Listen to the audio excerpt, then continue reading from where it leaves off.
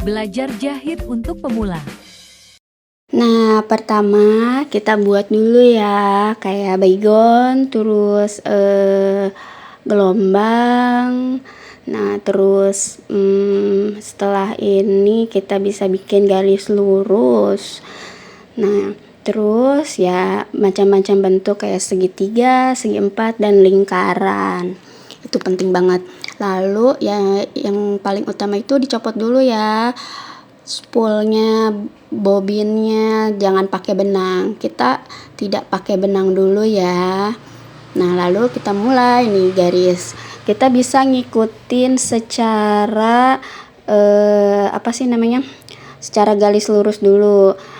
Seharusnya sih ini dipenuhin sampai dengan selesai. Untuk jarak kira-kira jaraknya itu 1 sepatu.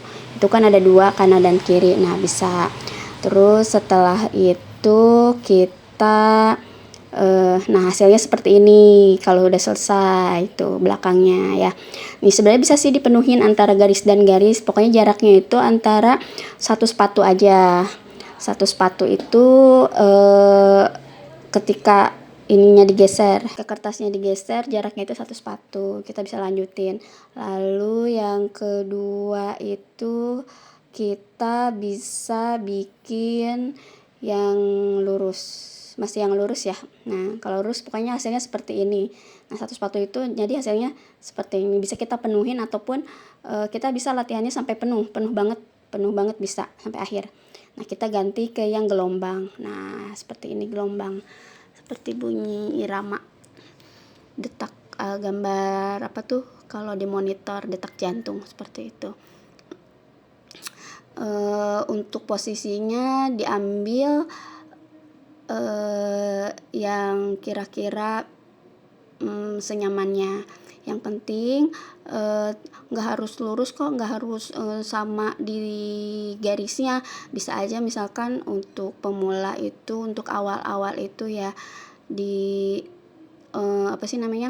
di bawah garis atau di atas garis ya nggak jadi masalah. Yang penting bisa belajar dulu bikin jahit bergelombang seperti ini.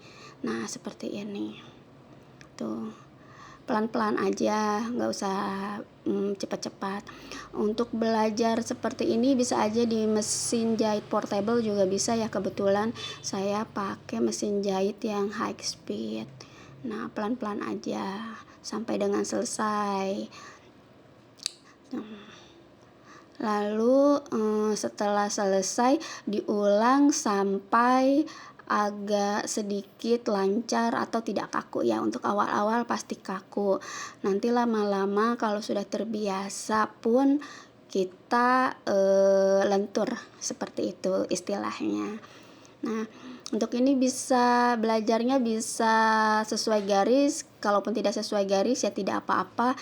Kita bisa di bawahnya diisi aja yang penuh, yang full.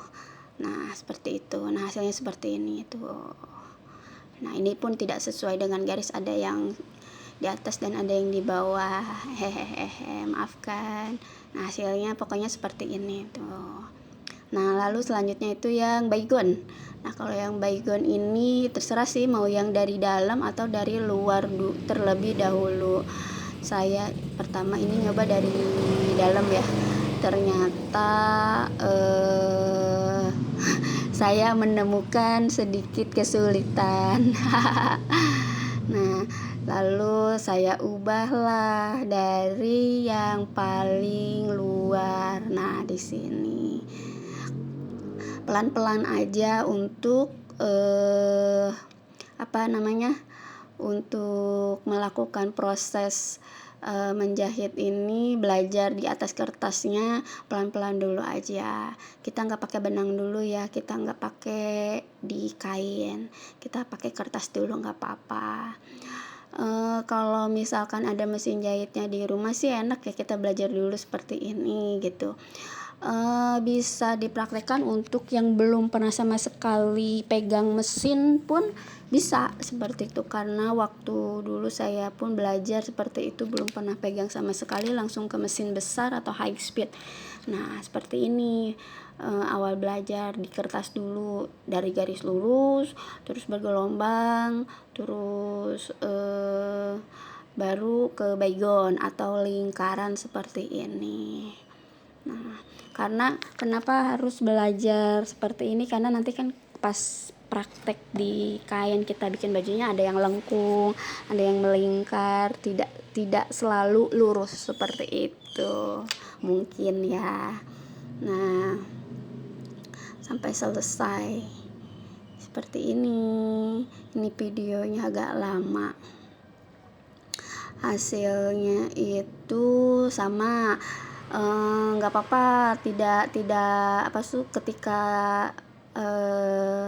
mencoba atau trial itu tidak sesuai garis ya, bisa di luar, bisa di dalam. Nah, seperti itu.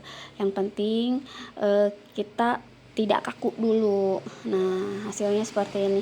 Maafkan sobek karena saya tadi kesulitan pas dari dalam. Nah, seperti ini baygon bentuknya. Pokoknya setelah dijahit itu, belajar jahit itu pada kertas itu ada timbul kayak bekas inilah. Nah, selanjutnya kita belajar kayak di segi 4, lingkaran, dan segitiga. Nah, sama aja sih sebenarnya fungsinya untuk biar nggak kaku ya, atau biar lentur. Saya nggak tahu kalau yang dulu yang lain kayak gimana. Awal mula saya belajar jahit ya seperti ini, diajarinnya waktu itu di BLK. Nah, pakai kertas dulu tanpa benang, lingkaran. Untuk latihannya bisa juga kok ini dipenuhin kalau misalkan udah satu full lingkaran, terus misalkan di dalamnya bikin lagi sampai seperti tadi kayak baygon ya, jadi kalau kayak lingkaran. Nah, ini pun bisa. Nah, segitiga, kalau udah selesai segitiga terus ditambah lagi segitiganya di dalam ruangnya, atau bisa biar dipersempit juga bisa, biar nggak terlalu banyak kertas.